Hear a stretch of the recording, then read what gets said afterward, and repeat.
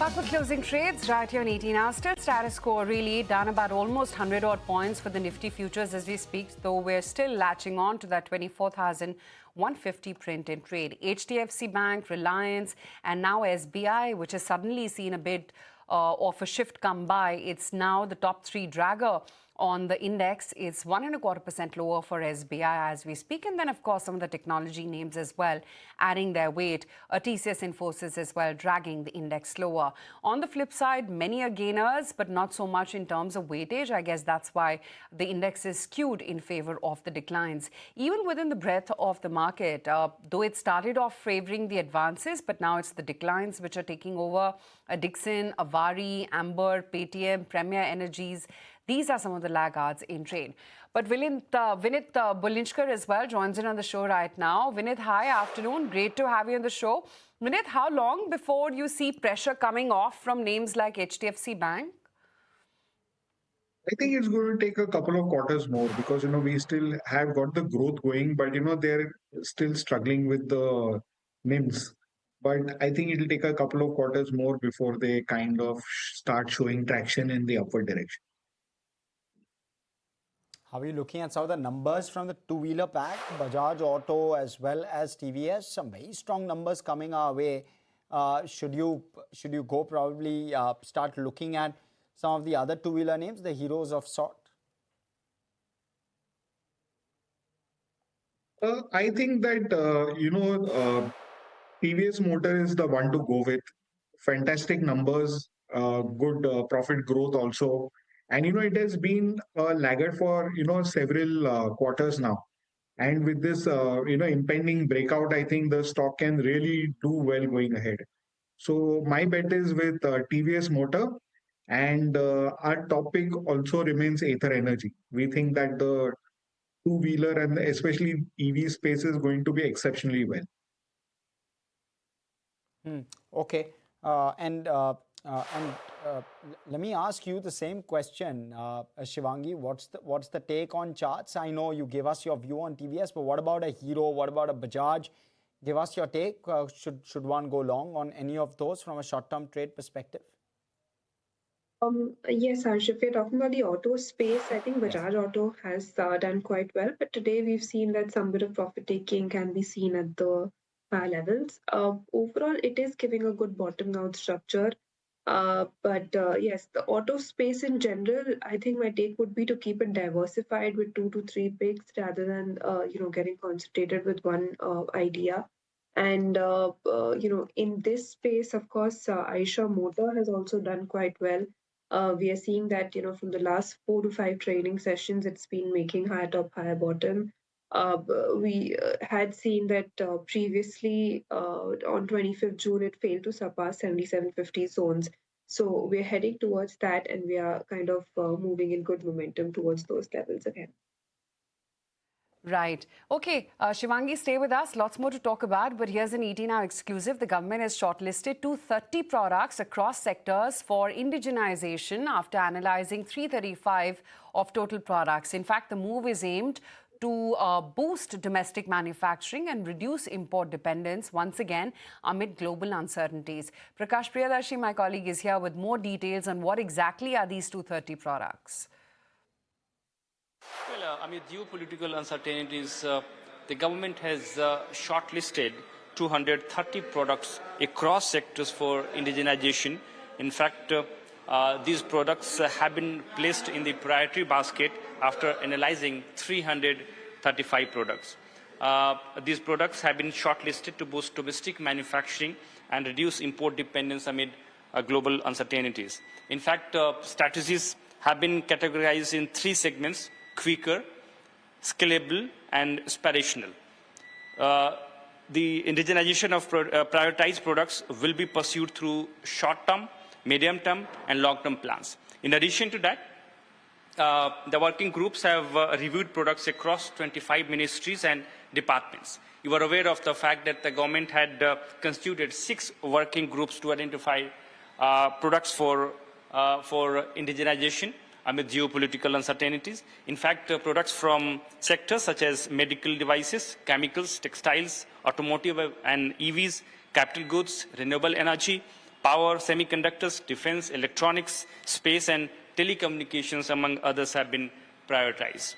Along with that, the working groups also identified key barriers to indigenization. In fact, support is likely to be provided in terms of PLI, demand guarantees, and subsidy based on this strategic plan. So these are key developments at this point in time as far as domestic manufacturing is concerned. That the government has identified 230 products amid geopolitical uncertainties that will be given a priority for domestic manufacturing.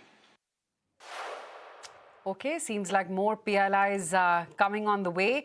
Having said that, just mapping what the market is right now throwing up, and once again, you're seeing the gold financiers hold out very well. Vinit, a renewed vigor now for these gold ancillaries, Manappuram, Muthoot, etc., and some of the jewelry retailers as well are looking very smart indeed in trade. You think a buying opportunity still? Yeah, definitely. I think they've been, trudging along quite nicely. And with the renewed vigor, I think these stocks should do well. Especially Manappuram is slated to do very well. I expect, with the gold prices also looking to, start rallying sooner than later. I think, the natural growth of, re-rating of the pledged gold will also help them improve their lending with minimal costs. So I think very, very interesting trend, and we expect all these companies to do well. Subdued first quarter, consensus estimates pointing to lower revenue, margins and profit due to high base from generic Revlimid and pricing pressure in North America. Meryl here with what to expect. Right, so muted set of first quarter numbers is what seems to be on the cards for Dr. Reddy's. Kicking off major pharma earnings, Dr. Reddy's is set to report its first quarter results tomorrow. Let's take a look at what analysts have penciled in terms of expectations for the company. Well, on a year-on-year basis, the performance is looking quite bad.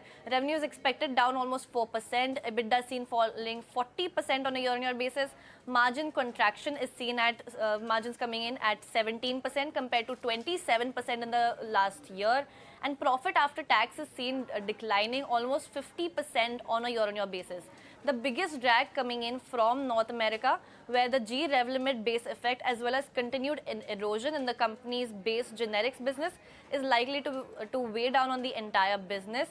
In addition, the Canada semaglutide ramp up, which is expected to cushion this impact, is now going to be suffering as well as semaglutide supplies have been disrupted for Dr. Reddy's as a whole.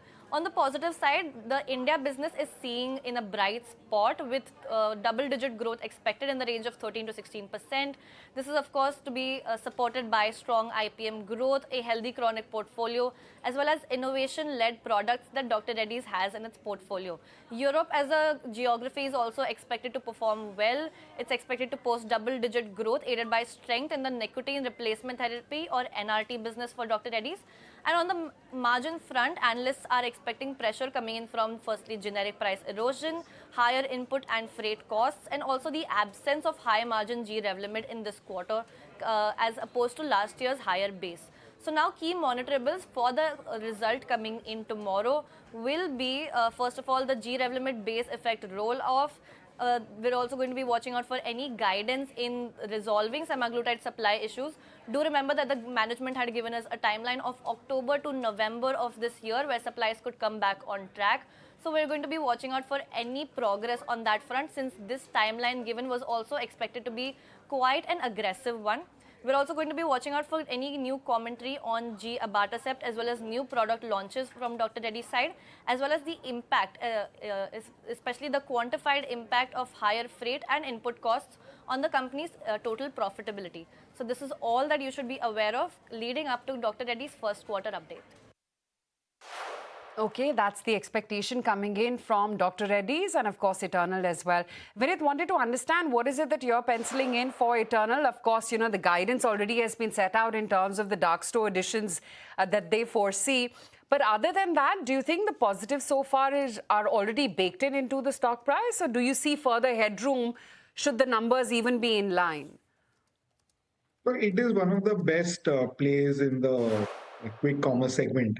But we think it's already priced in, and until we get some exceptional growth and some exceptional margin management, I think the best part of the margins have already been discounted. So not very gung-ho on that, but it's not even a sell either.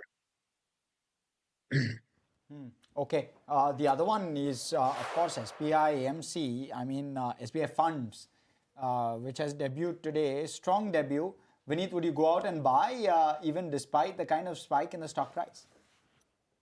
Yeah. I think it has still got legs for another $100 of move. So if you are holding for a couple of years period, I think this stock can do very well.